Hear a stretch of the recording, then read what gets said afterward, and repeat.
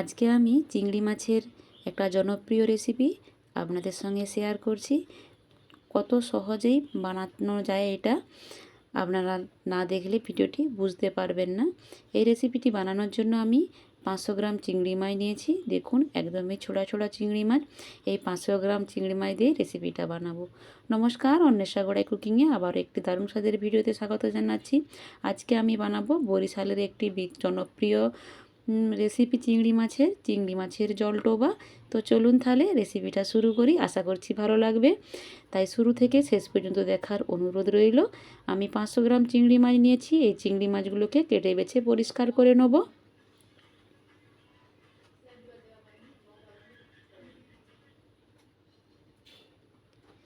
আমি এবারে চিংড়ি মাছগুলোকে কেটে নিচ্ছি পরিষ্কার করে। এবার খোলাটাকে বাদ দিয়ে দেব। এই রেসিপিটি বানানোর জন্য চিংড়ি মাছের খোসা থাকলে চলবে না, খোসাটাকে একদমই বাদ দিয়ে দিতে হবে। আমি সব চিংড়ি মাছের খোসাগুলোকেই বাদ দিয়ে দেবো একই রকমভাবে। একটা আমি বাদ দেখালাম, আবারও একটা দেখিয়ে দিচ্ছি। একই রকমভাবে আমি সবগুলোই ছাড়িয়ে নেব। মাছগুলো সব বেছে ধুয়ে ফ্রেশ করে নেব। তারপর আমি রান্নাঘরে আপনাদের সঙ্গে দেখা করব। আমি রান্নাঘরে এসে গেছি। মিক্সার গ্রাইন্ডারে মাছগুলো সব দিয়ে পেস্ট করে নিচ্ছি। আপনারা চাইলে শিলপাটাতেও পেস্ট করতে পারেন। এবার আমার পেস্ট হয়ে গেছে। দেখুন কত সুন্দর পেস্টটা হয়েছে। আপনারা শিলপাটাতে পেস্ট করলেও হবে, কিন্তু একটু সময় সাপেক্ষ, তার জন্য আমি কম সময়ের মধ্যে আমি মিক্সার গ্রাইন্ডারে পেস্ট করে নিলাম। একটা মিক্সিং বলে বের করে নিচ্ছি। এর মধ্যে আমি এবার কিছু মশলা অ্যাড করব। এতে দিয়ে দেবো একটু আদা বাটা, একটু লঙ্কার বাটা দিয়ে দিলাম, কাঁচা লঙ্কার বাটা, আর একটু জিরে ধনে বাটা দিয়ে দেব। লবণ দিয়ে দিলাম স্বাদ মতো, অল্প পরিমাণে হলদির গুঁড়ো দিলাম, অল্প চিনি দিলাম। এবার হাত দিয়ে ভালো করে মেখে নেব। ভালো করে ফেটিয়ে নিলে মাছের জলটোবাগুলো সুন্দর বড় বড় করে হবে। আমার এটা ফেটানো হয়ে গেছে।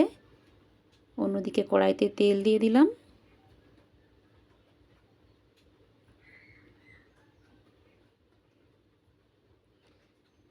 প্রথমে আমি রসুন বাটা নিয়েছি, পেঁয়াজ বাটা নিয়েছি, ধনে জিরে বাটা, আদা বাটা, টমেটো কুচি আর পোস্ত বাটা।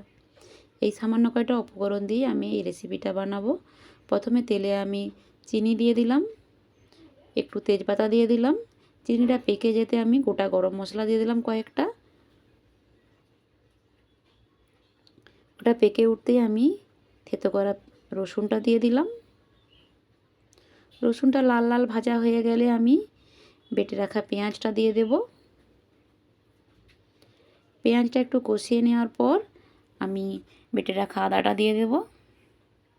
আদার গন্ধ চলে যাওয়া পর্যন্ত আমি কষে নেব। আদাটা কষানো হয়ে গেছে। এইবার আমি জিরে আর ধনে বাটাটা দিয়ে দিলাম। আপনারা চাইলে গুঁড়োও দিতে পারেন। এরপর কুচনো টমেটোটাও দিয়ে দিলাম। একটু ভালো করে কষিয়ে নিচ্ছি।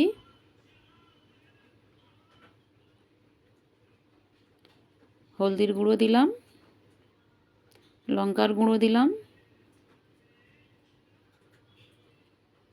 ভালো করে মশলাটাকে কষিয়ে নিচ্ছি সব কিছু দিয়ে।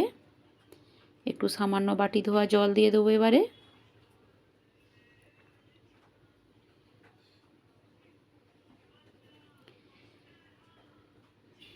ভালো করে মশলাটা কষানো হয়ে গেছে। এরপর আমি বেটে রাখা পোস্তটা দিয়ে দেব। দিয়ে মশলাটা একটু কষিয়ে নিয়ে জল দিয়ে দেব। ভিডিওর সাথে সাথে ভয়েস দিতে খুবই ইচ্ছে করে জানেন, কিন্তু আমাদের পরিবেশ পরিস্থিতিটা এমনই, সব সময় লোকালিটির মধ্যে বাস, তো আওয়াজ সব সময় হয়। তো তাই সঙ্গে সঙ্গে ভিডিও দিতে ভয়েস দিতে পারি না। তো পরেও যে ভয়েস দিই খুবই কষ্টের মাধ্যমে। মশলা কষানো হয়ে গেছে। এবার জল দিয়ে দিলাম। 2 বাটি জল দিয়েছি, স্বাদ মতো লবণ দিয়ে দিলাম। এইবার ওই বেটে রাখা চিংড়ি মাছটা ছোট্ট ছোট্ট বড়ির আকারে ওই ফুটন্ত গ্রেভির মধ্যে দিয়ে দেব। এক এক করে সবগুলোই দিয়ে দেব।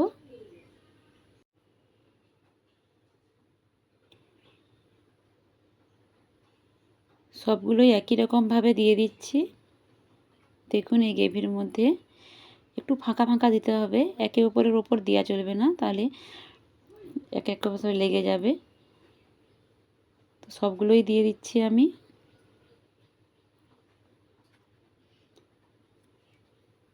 এরপর আমি একটু নাড়িয়ে দিচ্ছি। দেখুন বলগুলো কত সুন্দর হয়েছে, গোল গোল হয়ে কত বড় বড় হয়ে গেছে, কত সুন্দর লাগছে দেখুন।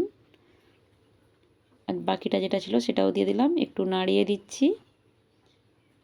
দেখুন কালারটাও খুব সুন্দর আসছে আর এটা খেতে খুবই দুর্দান্ত লাগে। ফুটে গেছে, আমার এটা হয়ে গেছে। এবার উপর দিকে আমি কাসুরি মেথি দিয়ে দেব। আপনারা চাইলে ধনেপাতাও দিতে পারেন, কিন্তু এখন ধনেপাতা বাজারে পাওয়াও যায় না, যদিও পাওয়া যায় এত মূল্য তো ভাবা যাবে না। তো তাই আমি কাসুরি মেথি দিচ্ছি, আমি পাই না অবশ্য, আপনারা পেলে অবশ্যই ধনেপাতা দেবেন। এবার এটা আমি নামিয়ে নেব।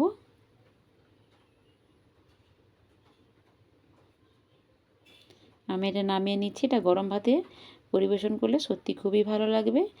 বাড়িতে কোনো অতিথি এলে পরিবেশন করলে তারা ভাববে যে বড় কোনো রেস্টুরেন্ট থেকে দামি কোনো খাবার তাদেরকে পরিবেশন করা হচ্ছে। আশা করছি আপনাদেরও ভালো লেগেছে রেসিপিটি। তো আমার রেসিপিটি কেমন লাগলো অবশ্যই কমেন্ট বক্সে জানাবেন। আর ভালো লেগে থাকলে নতুন বন্ধু হলে সাবস্ক্রাইব করে পাশে থাকবেন। আজকে বিদায় নিচ্ছি, টাটা। আবারও দেখা হবে পরবর্তী ভিডিওতে।